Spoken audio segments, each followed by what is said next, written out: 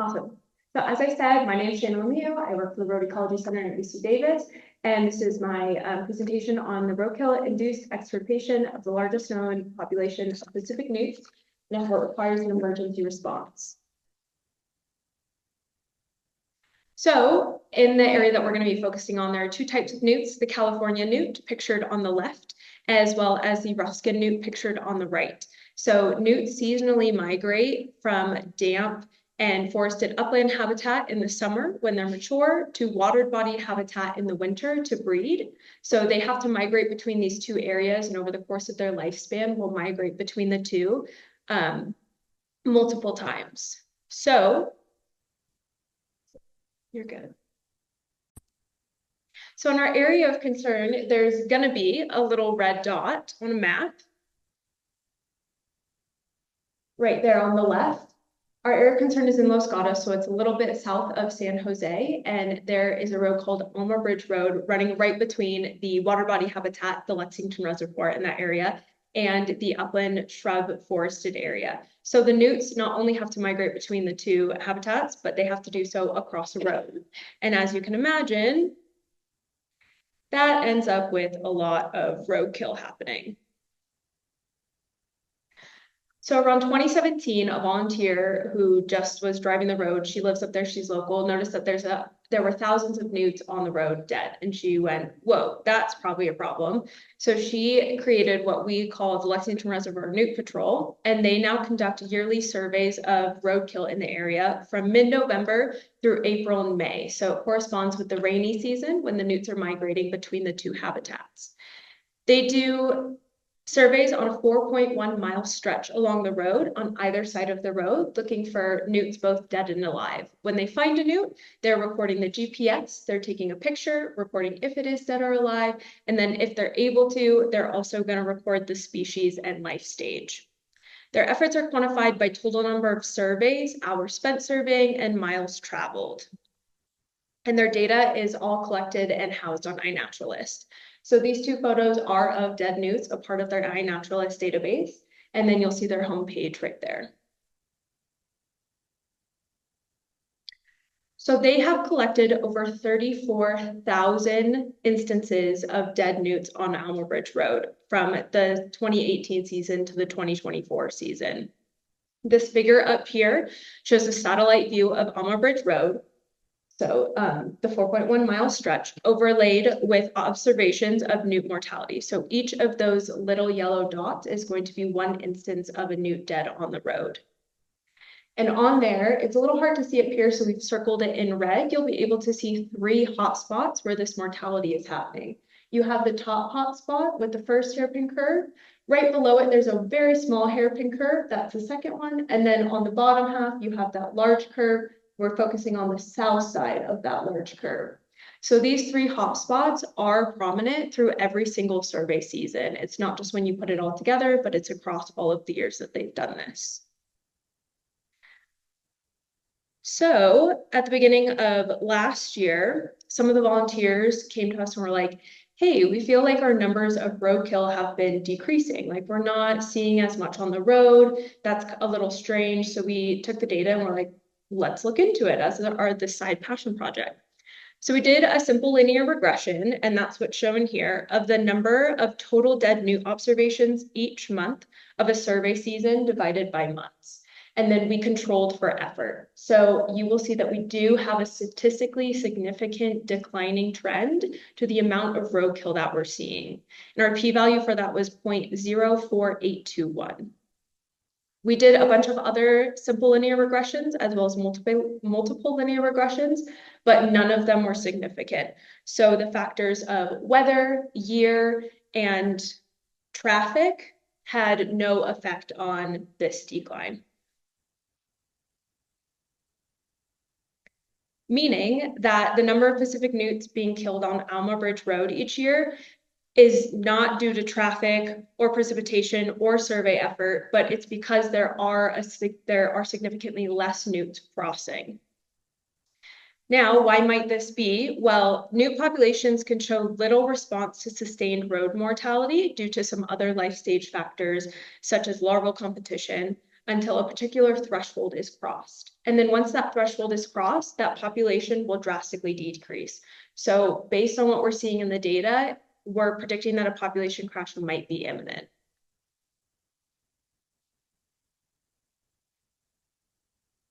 And as a side note, Alma Bridge Road has been active for 50 years. So this problem isn't just from 2017 till now. These effects have been cumulative since Alma Bridge Road was built. So this data is only showing us the last 8-ish years, 2025 to back to 2017, but we're looking at the effects being cumulative over 50 years of this road being actually placed in between these two habitats. So now some good news is that the Mid-Peninsula Regional Open Space District and Santa Clara County are partnering with AECOM, their infrastructure consulting firm, to complete the Alma Bridge Road Newt Passage project. So this is a project to put in a mitigation for this mortality, and it's currently in phase 2. So they're doing their environmental studies and getting clearance, going to the 65% design and initiation of regulatory planning. So we're going to look at that proposal, but I just want to preface this with they have not released which alternative they're going to go with or where they're moving forward from here. We just have the proposed alternatives. So looking at the proposed alternatives that were not cut off due to either not making a difference for the newts or being too expensive despite making a difference for the newts, we're looking at the proposed alternatives 3 and 4. And of those two, alternative 4 would have the highest decrease in mortality. So when I'm talking about their proposal, this is based on their alternative 4. That hasn't been confirmed yet, but looks like one of the more possible proposals. So that alternative 4 is going to be the left figure there. And if it were to be implemented in its current state, then elevated roadway would be constructed on Alma Bridge Road, totaling 1,800 feet in Zone 1, 1,030 feet in Zone 2, 900 feet in Zone 2A, and 2,660 feet in Zone 3. So it's a little hard to see here, but there are blue construction dots that represent the elevated roadway on that left-hand side, and they correspond with those 3 hotspot mortality locations that we were talking about earlier. So they're choosing the right places, they're focusing on those mortality hotspots. And then this bottom right-hand picture was actually drawn by Selena, who's in the room, and it shows what an elevated roadway would look like. So they are elevating the roadway so that the newts can go under, not over, hopefully decreasing the roadkill. Now, while this is great, and I said it's great, part of the passion project was to challenge up if it's too little too late. So looking here, the blue boxes are where alternative 4 would have the elevated roadways. So if we assume 100% efficacy of the plan going into place, then the mortality of these areas would be non-existent. With that, 72% of the mortality would have been prevented from the 2018 surveys to the 2024 surveys. Now you might be like, that's great, that's wonderful. Yes, however, these spaces in between still represent thousands of newts that die every single year. So 30% is not just 30 newts, it's thousands of newts per year. In addition, there's not going to be barrier fencing around all of the areas that are not proposed in the zones for alternative 4. So newts don't just decide to go to the crossing, they cross straight over. So those thousands of newts that don't know that there's a crossing and that the crossing isn't in their direct path are not going to be able to utilize that crossing. So now, again, this is if alternative 4 goes through and they have a predicted 2027 completion. So that's in 2 years from now. However, that's bearing no funding, construction, or permitting setbacks. So with a generous moving forward, they would be completed in 2027. We saw earlier that the population of these newts might be crashing now. So it's kind of a gamble on if this would be enough to save the population 2 years from now or whenever they implement it to be able to get it back up. So we've entered that weird time where it's a gamble on if this is going to work because it was taken so long and it took so long to put together. A timeline of 10+ years from discovery to implementation of a solution is not sustainable.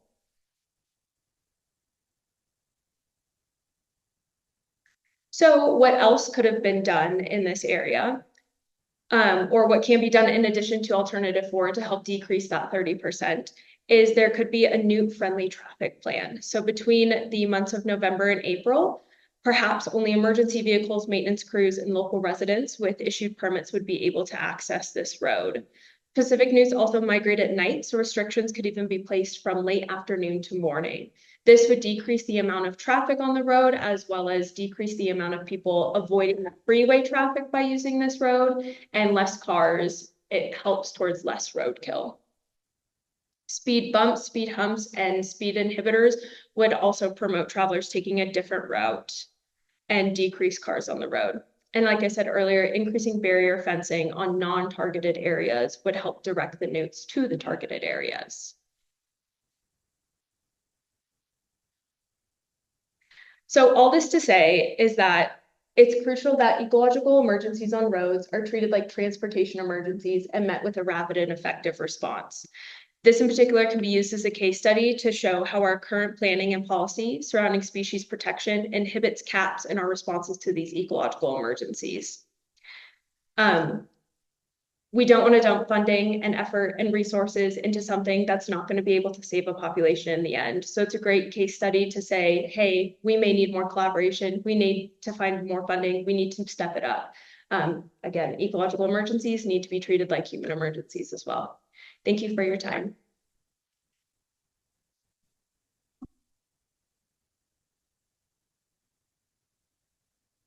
All right, we have plenty of time for questions. And I'm going to start us out. This is the moderator privilege, as I say. Is there any evidence in the literature, which I'm not very familiar with these new species, that they have like a natural cyclical population kind of boom and bust cycle that maybe you could explain the pattern that you see? Yes and no. I'm going to speak to this species in particular because this is where we worked. So this new species is the largest, or could be the largest recorded, I should say, of numbers that we have. And there was a study done by H.T. Harvey and Associates back in 2021 that predicted this crash. They said within 50 years, this crash is going to come because of the road mortality. So that's what kind of where we were basing our precedents on. And then looking into the data, it looks like that crash is already happening. So while I can't speak to this population in particular with natural booms and cycles, it's not something that came up in the literature other than there's going to be this major crash.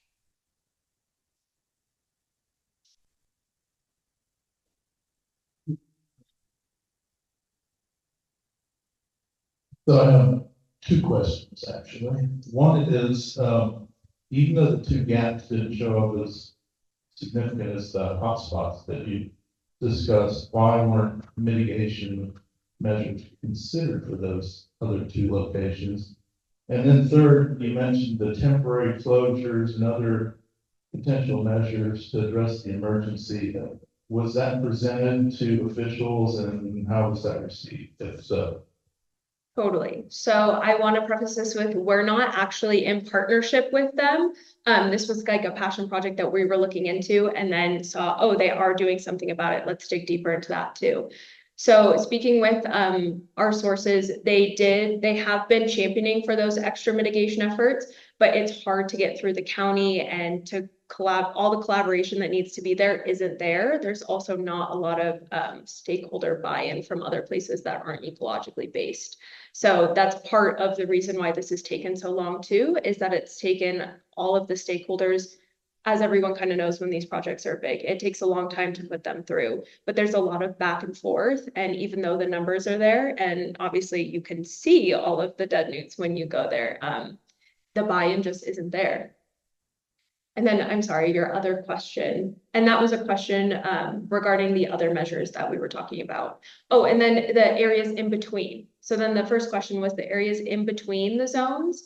Again, these were based on their alternatives 3 and 4 for what they put proposal for. There are other alternatives that would have extended their zones were cut due to budgeting. So my assumption would also have to do with budgeting and the scale that they're allowed to proceed with all the stakeholders involved. It might also be a misfortune of early mapping, which highlighted those areas and then they became areas, just because of the way the analysis was done. Which I did the mapping and Pocket brigade kind of thing you could do there? Pardon? It's probably not possible. But, Is there what? you know, kind of like the grassroots pocket brigade moving Yeah. from the news. That is something that should and could be looked into for sure, especially since you'll have hopefully those large swaths of elevated roadway. I noticed in the map with the Newts, there were spots that were like, several, like a couple hundred meters away from the road, kind of like just in the fields a bit, that were marked as collisions, or like roadkill. How were those Newts found and how were they determined to be killed by the road? So we assume that's due to, so all the data is from iNaturalist, and iNaturalist does put, so this California newt is a species of special concern, and it will put meter buffers on some of them. It also depends on the volunteers going out, what kind of GPS they're using. So we took all of the data from those uploads, and so some of the GPS might have been displaced due to being highlighted as a species of special concern or GPS not being the greatest. More questions? If there are any? Maybe I'll ask one more then. You noted earlier on that you included effort, survey effort, and I don't think that's something that's normally captured in iNaturalist. So how were you coming up with your effort estimates? So the Lexington Reservoir Newt Brigade, they wanted to know how we quantified survey efforts because that's not something that's usually uploaded to iNaturalist. And great question. So we got our data also from the Lexington Reservoir Newt Brigade. So they have all of their volunteers upload everything into iNaturalist and then report back to them. So the volunteer organization does keep track of how many volunteers are going out there, how many hours, and how many miles they're walking. So we got the survey effort directly from them. And then one more question online here is what sort of considerations for the Newts might occur during construction? So obviously building these things would be helpful, but it probably has also some impact itself. That's a great question. To find out more, they do have a website open. If you were to type in Lexington Reservoir Newts or Alma Bridge Newts, it's the first link that will pop up. That information is not available right now. I'm assuming because they have not totally decided on a proposal and where they're going, but I'm sure that will be in an update coming. All right, we could take another question or two. One more if nobody has it. You may have mentioned it, but I didn't catch it if you did. What's the traffic volume on this road in daytime versus nighttime traffic volume, if they have that level of data? Traffic volume. I would have to go back and look. I know that they did quantify for traffic, like they did do traffic surveys while they were out doing survey efforts. So they do have that somewhere. But we do know that this Alma Bridge Road is not only serves recreational like hiking areas, but there's also residential, and it's also used as traffic overflow from the freeway. So like during high traffic times, people will take Alma Bridge Road to try and avoid that. Or if there's like a crash, they'll divert the freeway to Alma Bridge Road. So there is decent traffic because you're having those three sources pretty frequently. Yes, maybe that can be a factor on whether they'd be willing to do temporary closures and stuff. How important that route is. For sure. Any other questions? Oh, one more. So when you're looking into like potential hypothetical predictive models, like say, this is what happens if nothing changes. This is what would happen if we save this percentage of newts by people using the bucket brigade, like just different hypothetical predictive models based on your current one to show what would happen if these certain mitigation efforts are done. We'd love to do that. This was a passion project, so if anyone has funding in the room for it, it definitely is something that would be helpful. And I think especially when they put up their proposal and what they're going to be able to do, how that impacts, because like I said, we're in a critical time where it's kind of a gamble. It's when is that point where it's too late, like past the point of return that happens. So I don't think there's any modeling going on right now for that, or at least we don't have privy to that modeling going on that determines what would happen, but I'm hopeful that it will be there in the future. All right, let's give Shannon a big round of applause.